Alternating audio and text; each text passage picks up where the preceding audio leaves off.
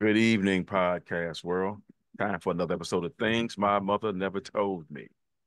Oh boy, it's been a minute since we've been on the air, but you know how we do. Take a vacation here and there. Once again, me and Brandon. Say hi, Brandon. Hey, hey. Yeah, we gonna do our thing. We're gonna talk about a current event and then an event that some of you may something you may know about, but I just found out about it back in November and I was shocked and amazed. So y'all know what's on everybody's mind right now. Mr. Katt Williams on Club Shay Shay podcast. The one and only. The one and only. The one and only. And so, he threw daggers and darts and shade at practically every comedian he could think of. And I don't know. What you think, Brandis? I think it's a lot of some truth, some fiction, some, hyperbole, all of it mixed together, some comedy, right? It's still a platform. He's still a comedian. Like, so it's still an opportunity for him to do his thing, Right. tell stories, be a storyteller. So, Yeah. you know, And it's funny because when I was thinking about the stuff that he said, because this is not the first time he's done this. It's just the first time on this platform. But the podcast has blown up. Number since of then. yeah, and within what 3 4 days, his viewership is like went up 10 times or at least 10 times what the normal number is. But him saying the stuff that he said, it presents a couple dilemmas, if you will. First one, and this is nothing new. When they talk about this cabal, this evil cabal in the entertainment world, the Illuminati, who's controlling each and everything that's going on. So that's the first problem. That if there are these people out here who are inducting people into entertainment through the means in which they say they're doing it, because even what's his name, what's Owens. Gary Owens, he was mentioned in there, and he said, Mm-hmm. I don't know anything about all that. He said, but he talked about a story where he went to do a movie thing, a picture movie, and he said that the guy he was pitching to, it appeared to him, was making a sexual overture to him Mm-hmm. during the pitch. He said he didn't or outwardly say it, but he just got the impression, and That's what was going that's on. what was going on. He said, "Oh, this must be the moment everybody talks about," and he didn't bite, if you will. So that's the one problem, because if that's what's going on for real in Hollywood or in entertainment industry, then that's a serious problem. I mean, that's the only way you can let your talent shine. Be right is to have to Bend over. acquiesce to this behavior or, this. Right. And that's what people are saying. Terry Crews, you know, everybody blackballed Terry Crews for speaking out and saying that a well-known producer or whoever on set, did the same for him. And they Yeah. were like, well, where was y'all speaking out about him? Where was Katt? Why you wasn't helping him or standing up when he was saying this was happening to him? Right. Well, when he said it, I mean, everybody. First of all, everybody they dogged him for not, you a big, strong, buff black Mm-hmm. guy. You ain't do How nothing. you let that happen? Right. And because he said the guy grabbed him, fondled him, Yeah. and so they shot him down. That you just took it, but I don't know that his career has suffered Mm. because he's still doing America's Got Talent. Yeah, and that's for a better lack of a better words, right? They putting you in front of a bunch of white people. Like that ain't just, oh, we gonna slap you on BT Plus on some, little stuff. That's NBC or whoever, Right. out there. Yeah. Yeah. So there's the one problem. And then here's the second problem. And I don't know which one is the bigger problem. That if what Katt Williams said ain't true, the fact that anybody feels that comfortable to disparage a bunch of comedians, because that's what he's talking about, comedians who didn't do what he said they did, Mm-hmm. which would do him wrong. But now here's where, part of you saying there's got to be some truth to it. Bernie Mac, there's a video of him talking to a young female comedian. He talked to a group of people, and he said, if you got some material that you working on, don't do it in a room of comedians, because your material It's gone. is gone.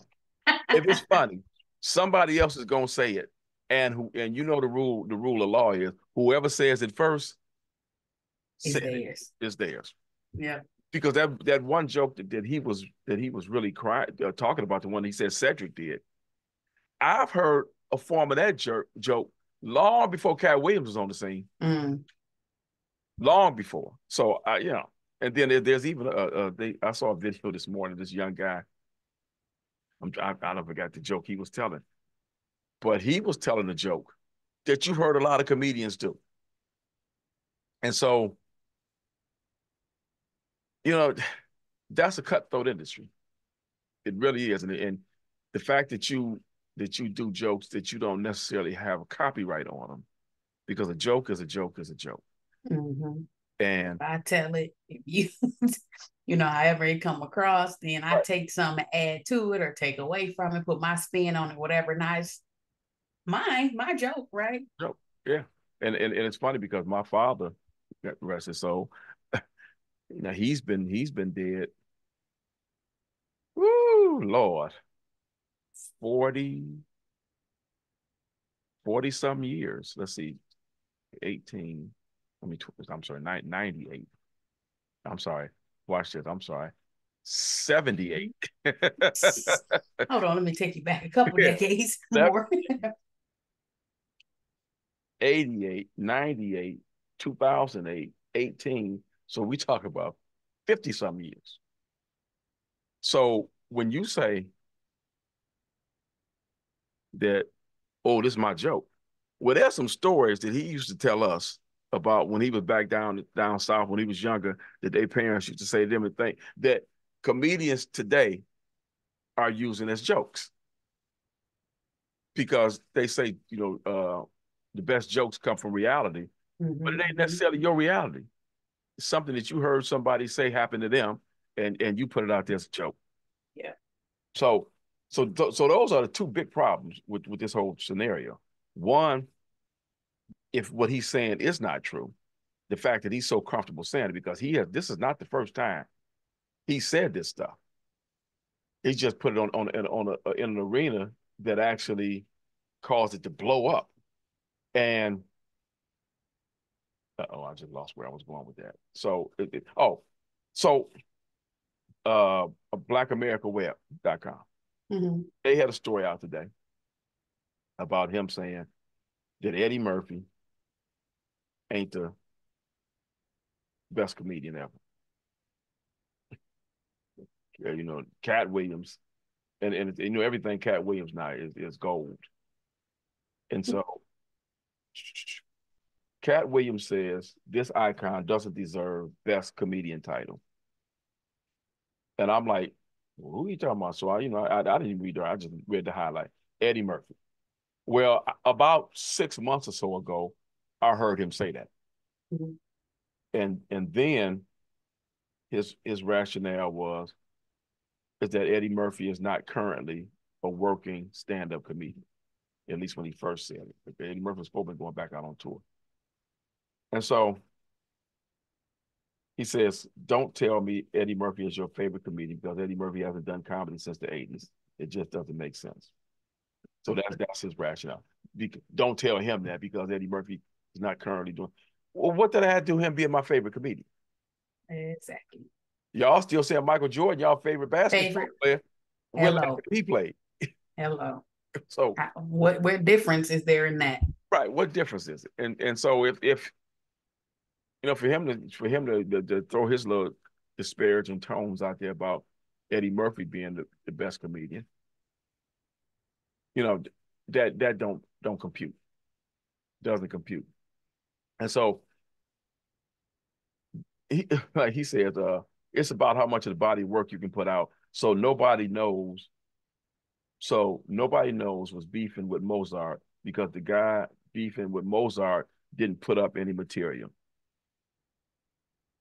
What? And I think they missed a word there. Okay. I did, because that didn't even sound right. It's about how much of the body of work you can put out. Well, I mean, if as a comedian, as a musician, any entertainer, if you got work that you did 40 years ago and it's still funny today, I'm sorry. Yeah, that speaks volumes to me. I don't know if that's different numbers. But people still listening to it and they still laughing at it. Right. Like, some of the comedians that are out here today that are big time, I can't say their stuff gonna stand the test of time. No, because a lot of what they're doing is, situational, circumstantial, in the present moment. So it's relevant, and that's why it's funny, because we relate to it now. Now, in 20 years, is somebody gonna be laughing at the pandemic? Like, yeah, that was funny. They was buying up all that tissue. That was so funny. We couldn't go nowhere.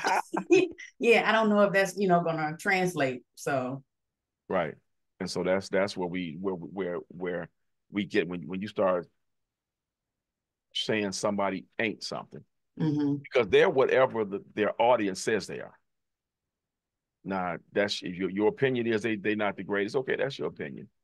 And so, but now the other topic that we started on, that's something different, because you're accusing folks of doing stuff. I like I'm using my dictionary words today. Nefarious deeds. You're accusing people of doing those things, and we just in a real bad place. It goes back to some of the other things. It's like, if somebody says it, a certain segment of the population is going to believe it's true, whether it's true or not. I mean, I think it's akin, and of course, some stuff you just can't say, because everybody who involved in the other topic gonna say, "Oh, you can't compare this." But it's like the Me Too movement. You say somebody did something, whether they did, they said they can hear us. Me. Oh. They can hear you fine, but it's me. Okay. They saying that they saying that so and so did XYZ, and whether they did it or not, in a whole lot of folks' eyes, you did it. Yeah. So I think. Oh, they said they still can't hear you.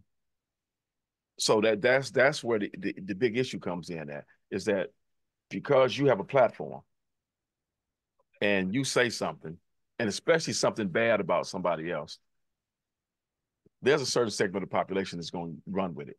They love it. They love it. So I don't know. And this is not going to just go away. It's going to sit on the shelf for a little while, and then it'll resurface again probably in another 3 months, probably when he got another tour coming up. Because I think what many people are waiting for responses in some way, right? Ludacris has made a rap. He made a freestyle and he responded. Kevin Hart was sitting around on, I don't know if they got a podcast or show, him and the Plastic Cup Boys, and they're laughing and joking, right? So people are looking for any kind of response or retaliation to see, how do people feel about this, right? And I feel like them guys are just like, okay, Katt, like, you got your seat at the table, like you had an opportunity to get off, as we say, millennials. So you got that one off, bro. Like, okay, go for it. They still can't hear you, Brandis. Okay. So sorry. We must keep working on it here.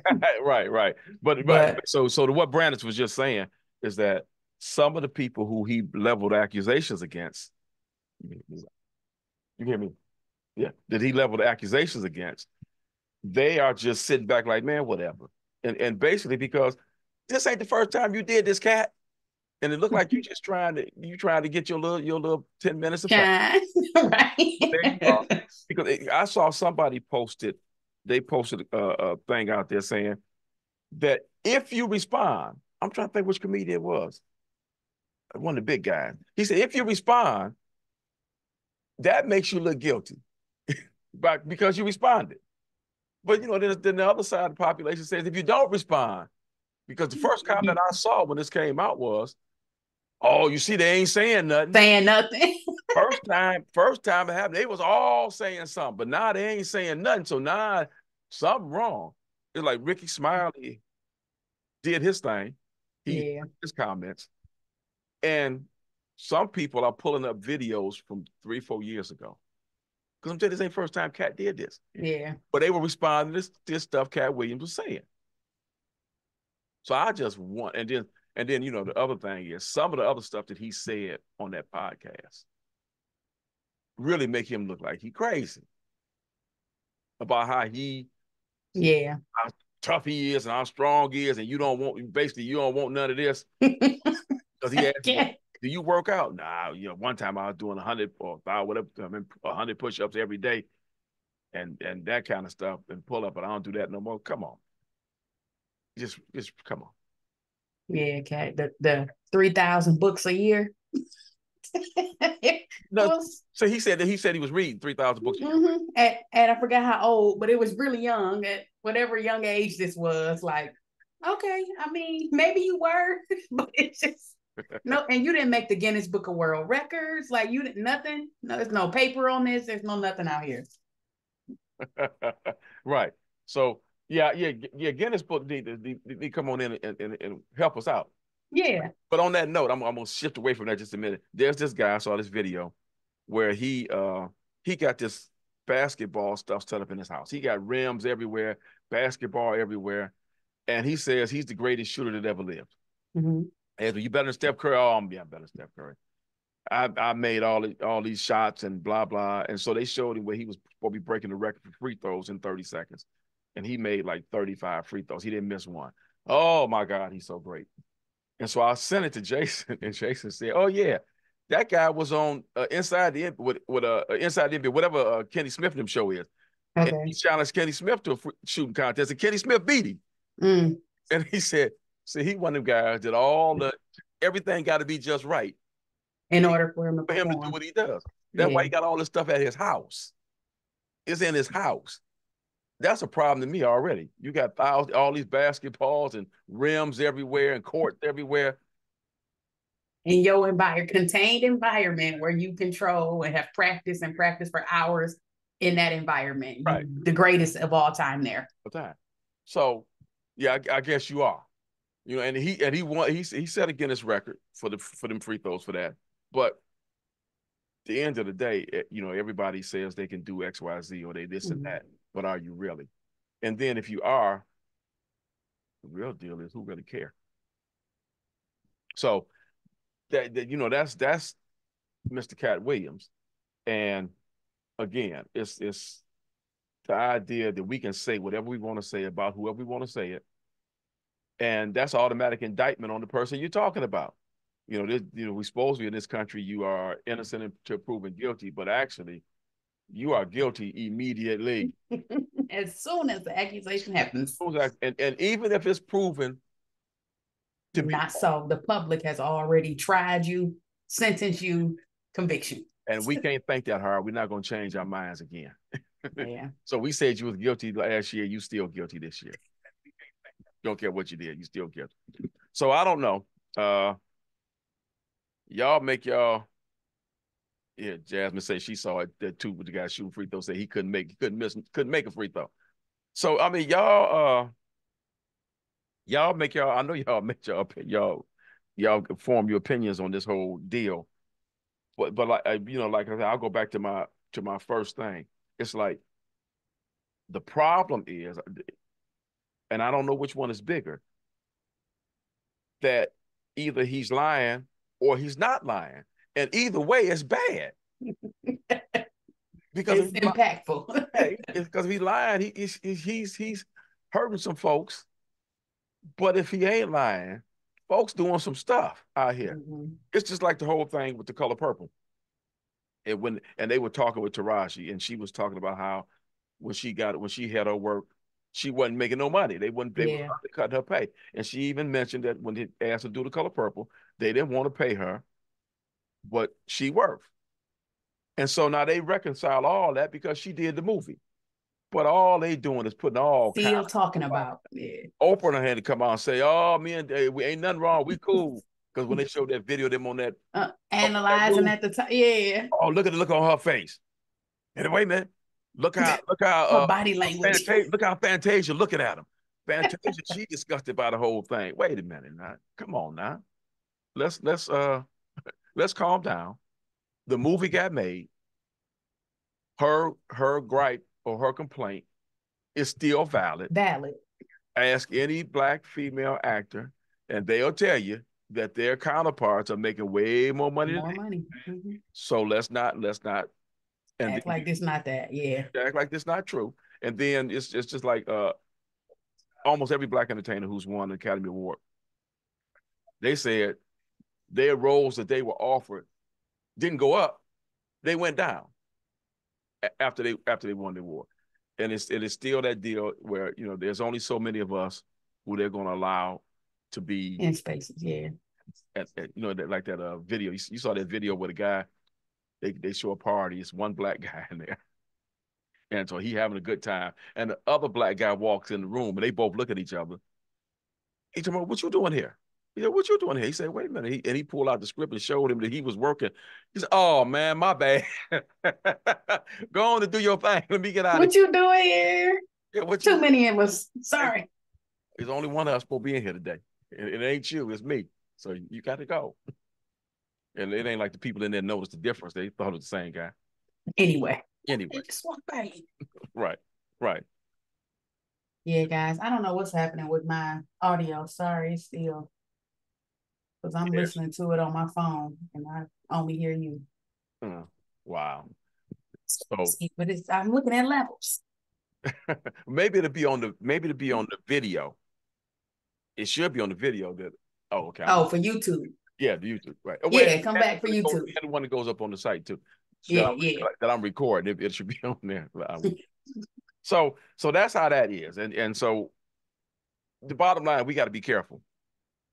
Not just with in celebritydom, but in real life too, with the stuff that we just say about folks and the stuff that we believe without doing some investigation. And you know, they got on Shannon Sharp because he didn't question Katt Williams about what he was saying. Mm-hmm. He said, hey, I'm just an entertainer. I'm not out here doing no hard hitting. Right. It's not Lifetime. This ain't Oprah back in the day when you had to. Right.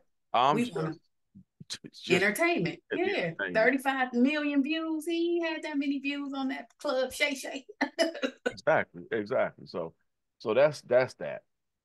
Now the second thing that I really wanted to talk about, and maybe some of y'all heard about this.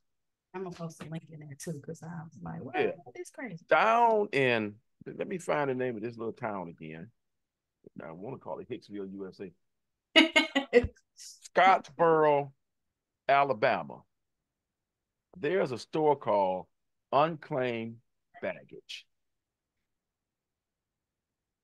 And what happens at this store is that when you lose your luggage, when they lose your luggage, because you ain't lose nothing, it winds up, right? It winds up in this store, and they got thousands of stuff, about thousands of items that they said in the U.S. airlines lose 2 million suitcases every year. That's crazy. And so when you lose your suitcase, when they lose your suitcase,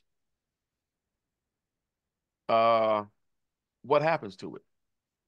Where does it go? And it winds up in this place. They say this place is about 150 miles northwest of Atlanta. It's in a 50,000 square foot building, and it's all for sale at a discount. And somebody said it's better than the Goodwill. Because at the end of the day, this is stuff that people literally were still using. And they thought enough of it to take it on a trip with them. And so when the stuff gets lost, it winds up here. And I mean, they selling watches. They got just one picture. Well, the cheapest watch in the picture is $300. And there's several of watches in this screen. They got leather coats, fur coats. Funny story about it. They every year they do a ski sale. And so this guy went down there. I guess he lives in Atlanta, but he went there to see what he can get at the ski sale.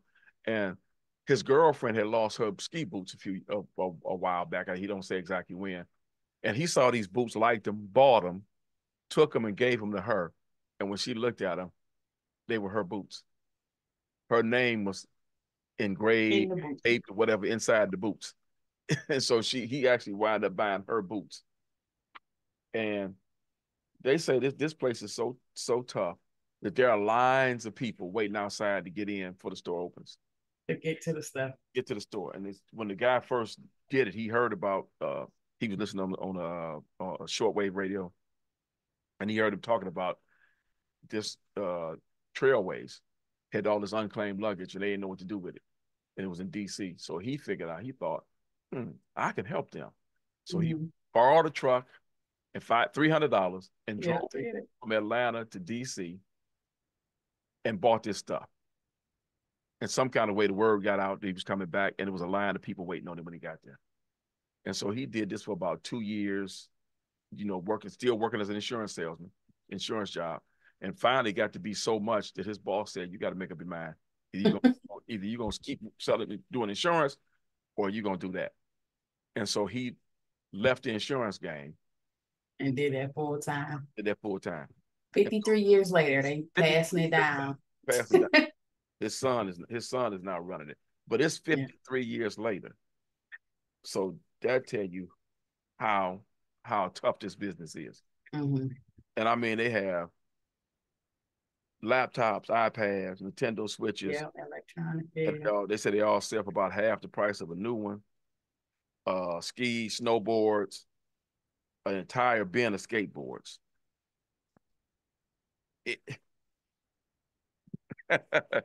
Jasmine said it was a joke because he brought that girl back. It's supposed to be. I'm like, no, they lined up to buy their own stuff.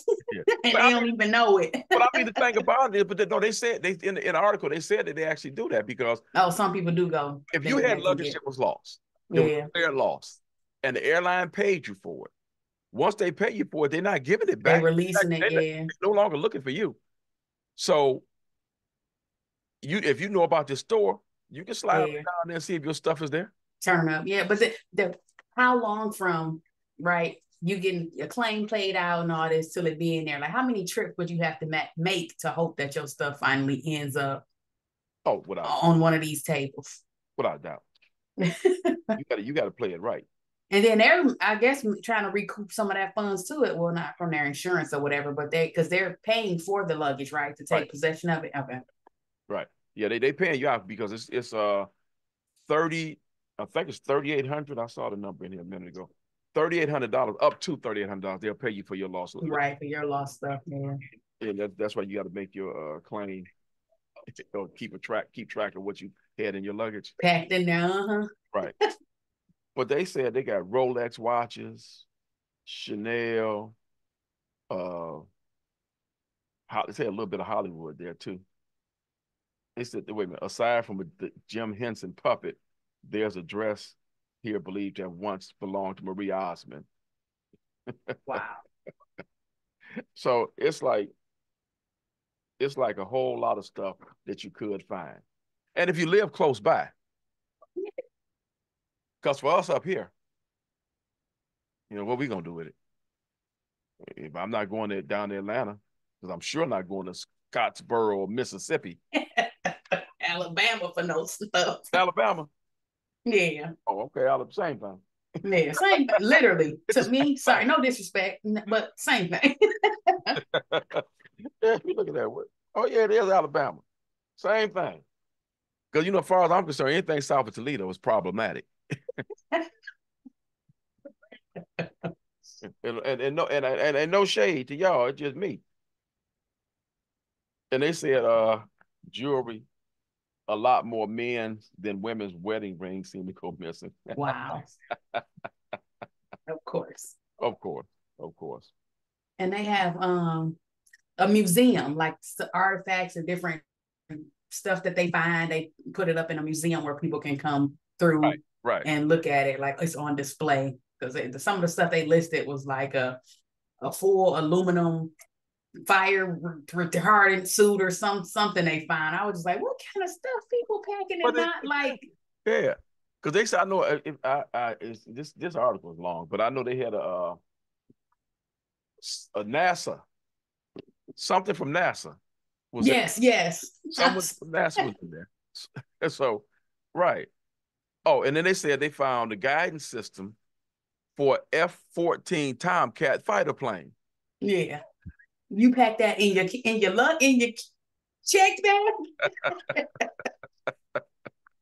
Yeah. So they gave that back to the Navy, they said. Okay. And then they said a camera from a space shuttle showed up.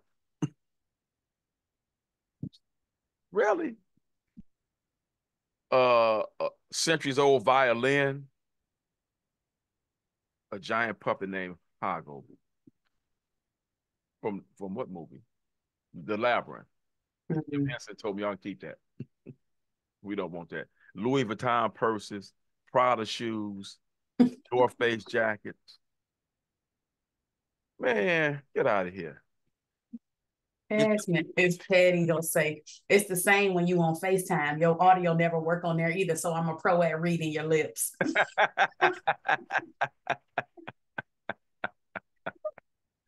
I'm just typing my comments here in the thread. Don't worry. Right. It's your check in your check. Oh, check bags. Okay. Yeah, Right, I mean, check that. it is.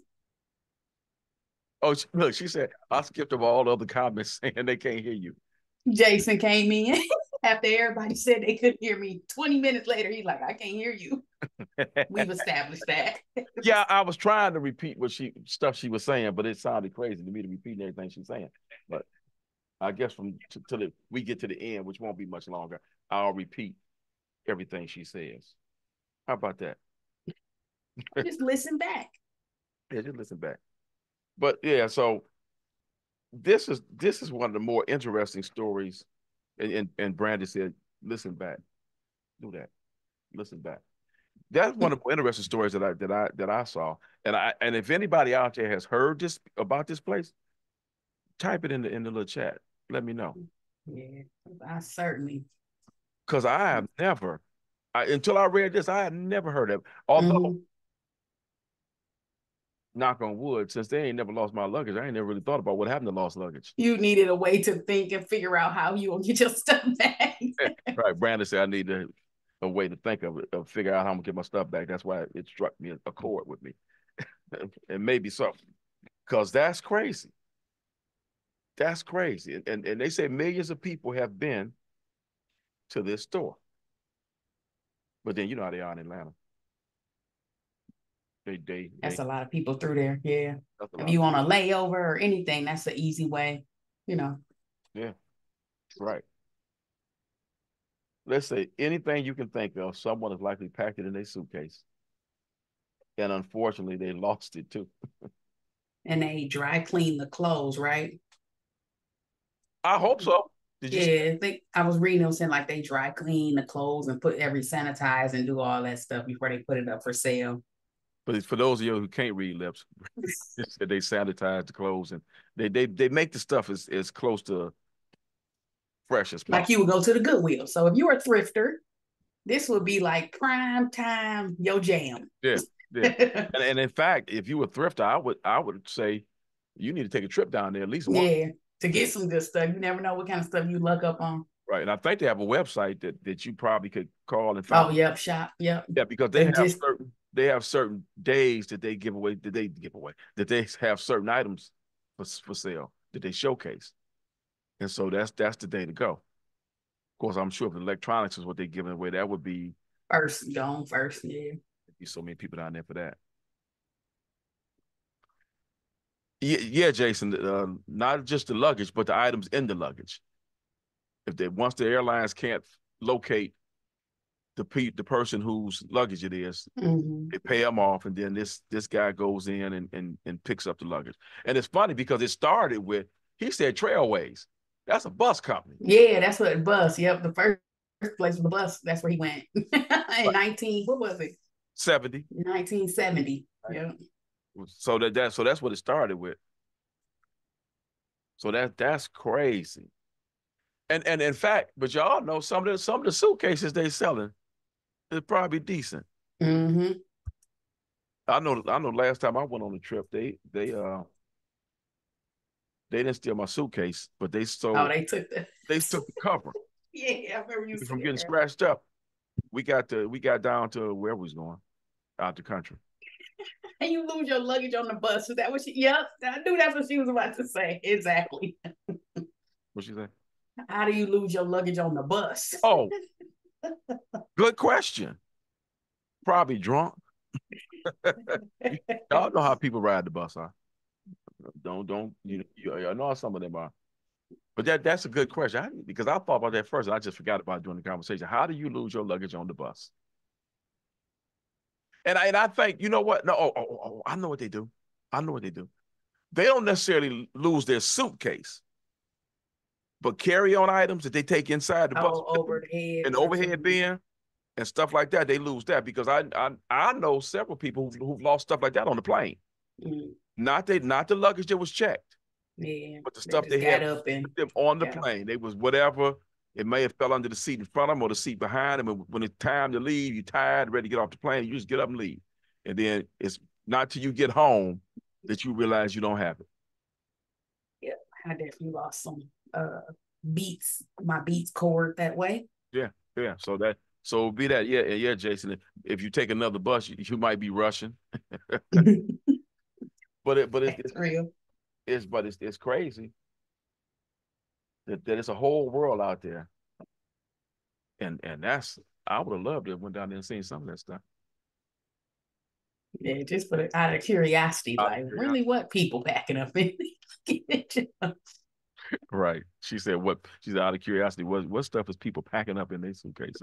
I know what's in mine, but we ain't all packing the same. No, we pack the same thing. So that's but I thought that was a interesting story about how we That's a good one. Yeah. yeah. Oh, it was something that what was that we was talking about before we came on?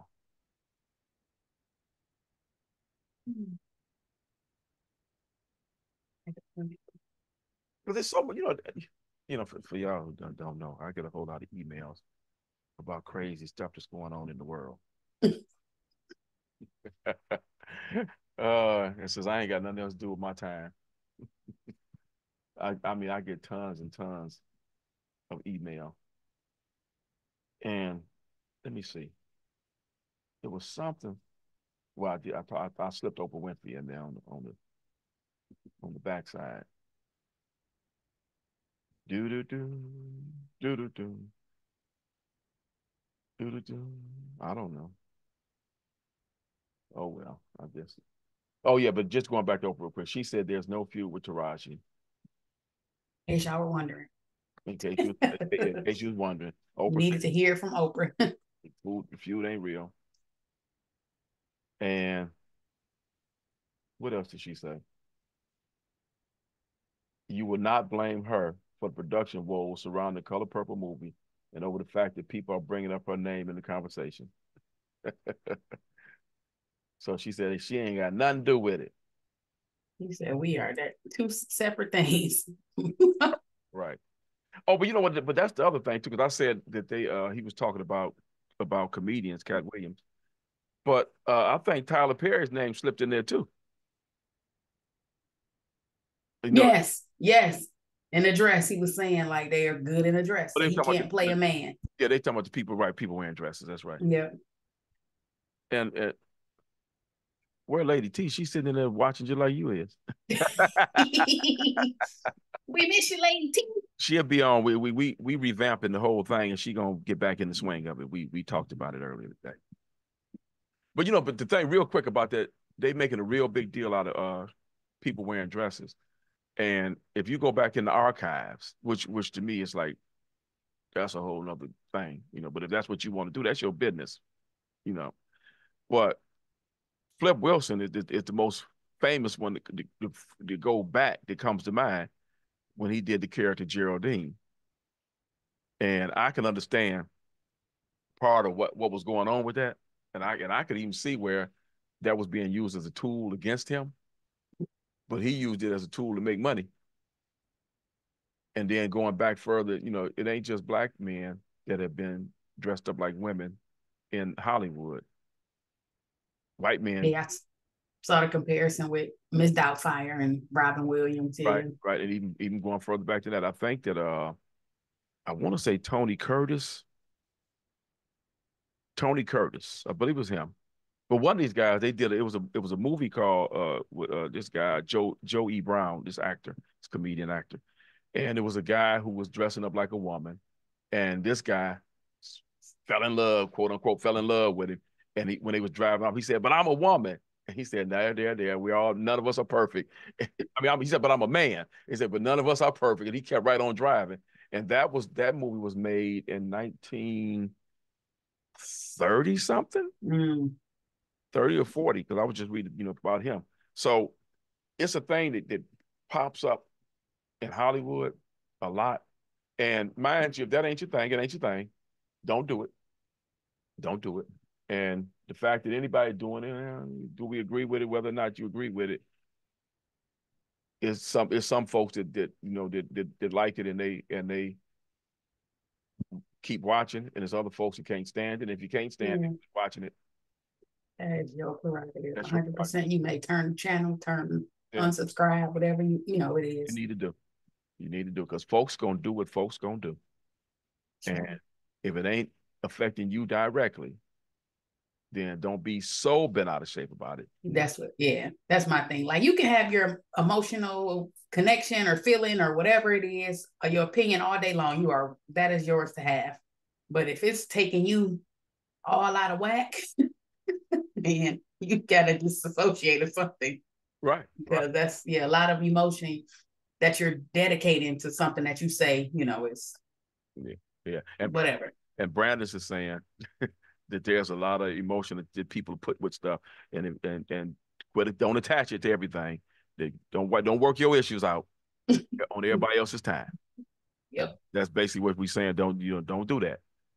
Come up with some good stuff to get through the mess, but don't work your issues out. And that's where that is. But yeah, Jasmine, there is an agenda. The question is, who the one with the agenda? The ones who doing it, or the ones who complaining about it? And thank you for saying that, because what that takes me to is the mess that's going on in Washington. Because, and I think we talked about this before, you got so many folks, politicians, just pushing their own agendas about what they mad about, what they frustrated, what they gonna do X, Y, Z about. But it's only to the people of the other party who they want to hold accountable. Mm-hmm. It's like the Director of Homeland Security. They mad because he was in the hospital and didn't tell nobody. So they actually were going through the process. They took a vote of no confidence the other day, and it didn't pay. That I don't think that passed. But they were supposedly, I think it was today, supposed to start impeachment hearings for him. And and the only reason they're doing all this mess is because Trump got impeached. And so now every time somebody on the Democratic side get a hangnail, it's our turn. Yep. Nobody's trying to get rid of Clarence Thomas, who's taking all this money and special favors from somebody, which he's not supposed to be doing. Mm-hmm. But they ain't saying nothing about that. And so that's where the point. My point is if we're gonna be mad, let's be mad all the time. Yep. Be mad all the time. Don't be mad just because when it ain't one of our guys. Let's be mad all the time. And selective rage. and that's where outrage, whatever. Right, we're in this position where things ain't looking good. We talking about the man too old to run for president. Yes, he is, but so is the other guy. So is the other guy, and the leading, because ain't nobody running against Biden, but the leading vote getter as of right now on that side, I'm sick of her. I don't know where she got my number from, sending me text talking about send her some money. Get out of here. Get on your list. Yeah, I don't remember this. You ain't never seen me vote for nobody in your party. Get out of here. So everybody got a problem. He said something about Eddie Murphy, Jason. He actually said it a few months ago, but he came back. What he said is that Eddie Murphy shouldn't be considered the greatest comedian because he hadn't done comedy in 30 years. That's what he said.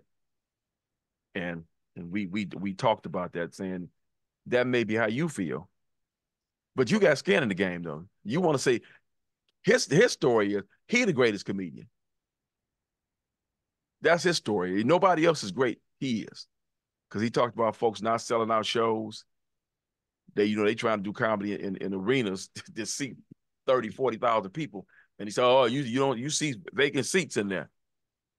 So, come on. Because quite frankly, I don't think he that funny himself. That's what I said. He done told a joke or two that I laughed at, but overall, he ain't that funny to me.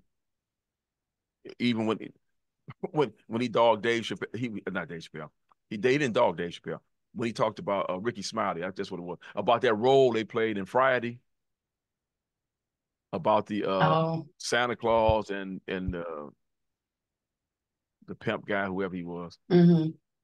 And Ricky Smiley said that he had auditioned for the role, and they wound up giving it to Katt Williams. Katt Williams inferred that Ricky Smiley was never in the running for the role. Yeah, it was never going to be his role to begin Ricky with. Smiley's folks said that, and they when he on his show, that he went down and he did the what they call that, audition or reading for the role. And when he left, everybody was talking about, oh yeah, okay, this is cool, this worked. And then he said the next thing he know, they was telling him about this role of Santa Claus. And he said, in his words, apparently Katt Williams went down and did a reading, and they loved his reading. They blew it out the water. And so Ricky Smiley said on his show that he thinks that Katt Williams took it to another level, took that role to another level. Mm-hmm. It was perfect for him. And he said he was much better for the Santa Claus role.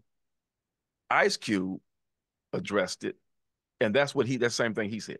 Okay. Yeah, I ain't watched Ice Cube. Yeah, he said Ricky Smiley auditioned first, and then Katt Williams came in, and they felt that Katt Williams was perfect for that role. Because think about it, the character was a little pimp guy. And that's what Katt Williams basically plays. Every role he's in was a little wannabe pimp. And he swears that he's so versatile. I'm like, Katt Williams, what range have I ever seen you be? I mean, even in First Sunday, you was a little pimp choir director. I'm sorry, but it was the same. Right. Brandon said Katt Williams swears he's versatile, but every role he's seen, he's been the same role, a little pimp. And here's the versatility. And I'll say he's versatile. One movie, he was a pimp in pink. One movie, he was a pimp in green. Another one, he was a pimp in blue. He's a pimp in white. So he's versatile. Okay. He can play different color pimps. Okay. There we go. Yeah. He got range. Yeah. Okay. More range than a 64 color Crayola box. Right. Jasmine said he ain't crazy enough to go after the world's favorite Dave Chappelle. He said Dave Chappelle was cool. Because Dave Chappelle, anytime you do what Dave Chappelle did, ain't many gonna mess with you. Because they know you gonna stand on yours. However it go, you standing on yours, whatever it is. Because even now, with the way the world is now, with comedians not being able to talk about anything, Dave Chappelle still talking about it and everybody. Because his last stand-up comedy he did, he was talking about mentally challenged people. Mm. And they roasted him about that. But he stick to his guns. He say what he gonna say. If you don't like it, don't buy no tickets to the show. And I'm gonna say this. Did you see him running? Did you see the clip of him running? The fourth. Who, Katt? Because he said he was so fast.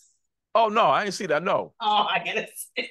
Because I know somebody, she talking about him, the clip of him running, because he talking about fast. I know somebody said we need to see his 40 time. I saw that. Oh. He looked like a running crackhead. Oh, that was funny.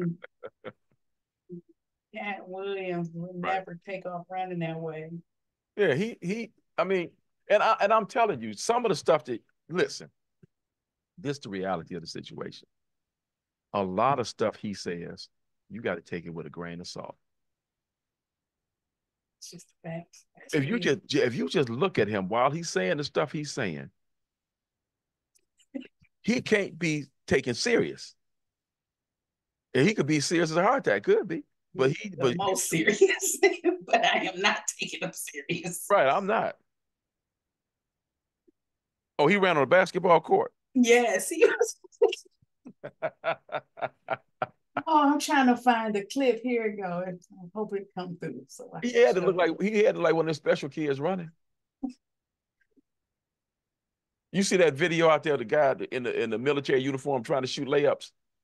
Yes. He had Poor thing. Like that. Poor thing. Okay, where is it at? Okay, there we go. Oh, go ahead, Katt. And they showing the time on the thing. First of all, if he ran the entire length of basketball, 4.47. If he ran all out on a basketball court and got to and where he was a 40-yard dash in a gym, that wasn't a professional court, didn't look like to me. He'd run into the wall. You got to be breaking that down a little quicker than what you was doing. One more time. That looked like a bowling alley.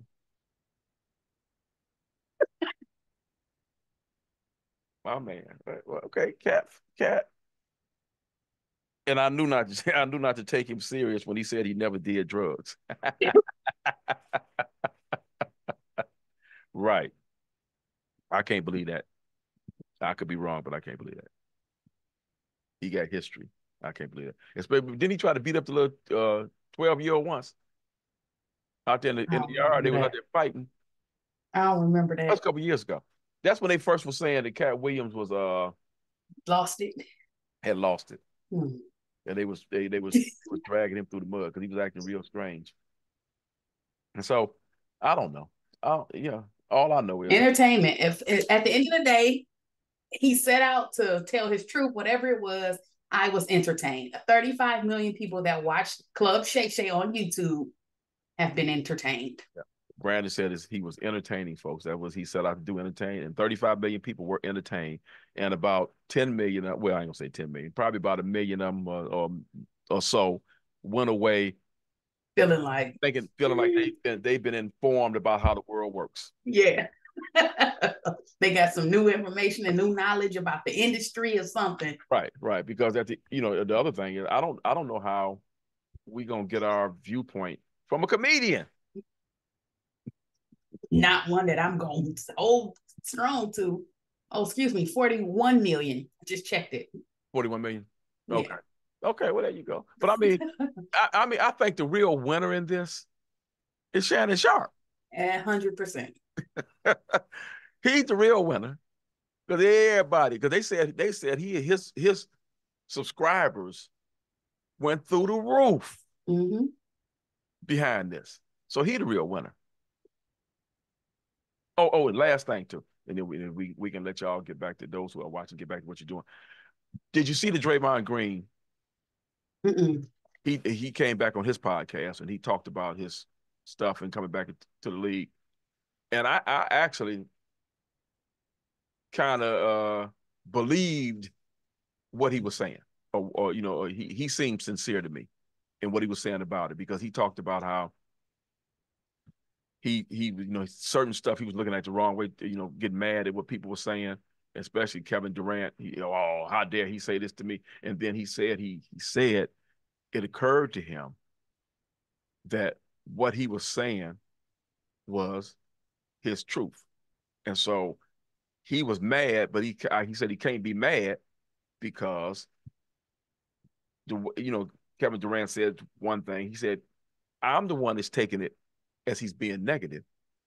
I don't know whether he expressed being negative or not, but I'm taking it that way. He said, it occurred to me that I need to choose to not take it negative.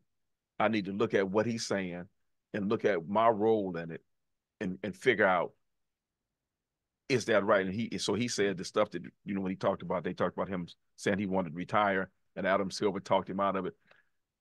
He said that and it's funny because the sound clips they're playing about him talking about retiring, they only give you a small part of what he said. He said that part of the reason why he wanted to retire, he said, first, it's all too much. It's getting to be too much. But he said the person that you see on the court is not the guy he is off the court. It says, so he said it's seeing the basketball is bringing out the worst in him. So I just need to walk away from it. Now, the other part they're saying, man, you talking about $60 million or 100, whatever, however much money, you need to figure out your anger or figure out your emotions. He said he's been seeing a therapist. Okay. This ain't nothing new. When they said he need to see somebody, he already been seeing somebody. But he just like a lot of us are. When Shannon Sharp was like, well, if you love something, you ain't gonna just leave because they said blah blah blah. You married to somebody and they say you got to change how you acting, or I'm leaving you. You're not gonna just leave or let them leave. That's a lie. Most people who are in relationships and their spouse, significant other, tells them, if you don't change how you acting, I'm out of here. Most people don't just say, oh, okay, well, I'm gonna act better. I'm gonna try to do better. No, the first thing they do is rebel against what you're saying. That's the first thing we tend to do, especially Black men. It's rebel against what you're saying. And then we stop and step back and think about what we're saying. Then we decide, for the most part, because a lot of people still rebel against it. For the most part, then we say, okay, yeah, I think I need to do better. And so that's why I say when I listen to him talking about it, because he read the whole thing out. He talked for 30, 40 minutes. Okay. Yeah, so he talked for a good little while about, about what he was going through.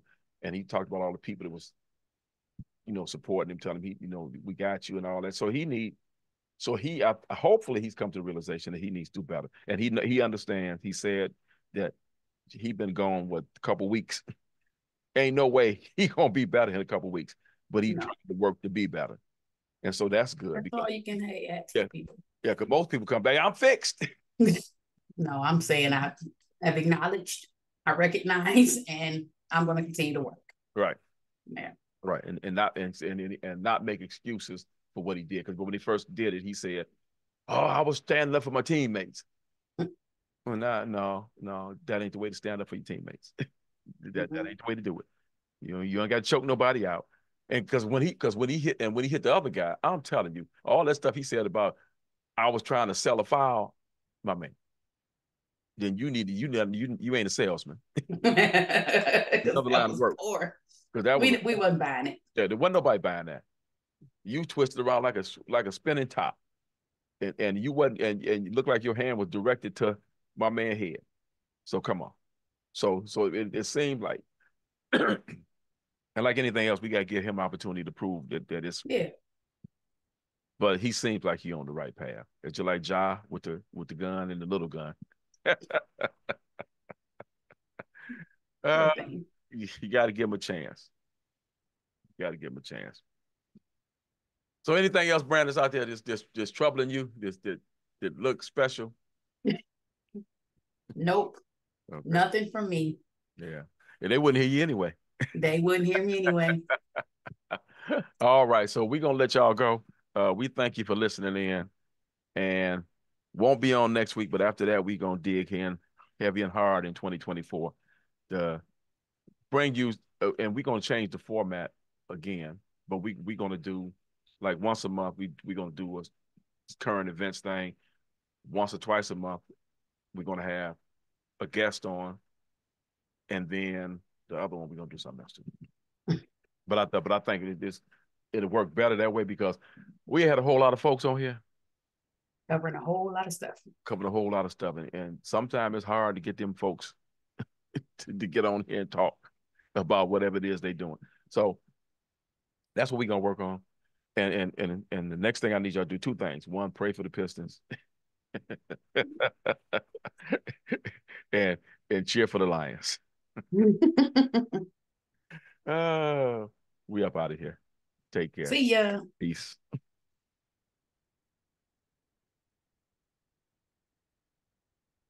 Oh, no.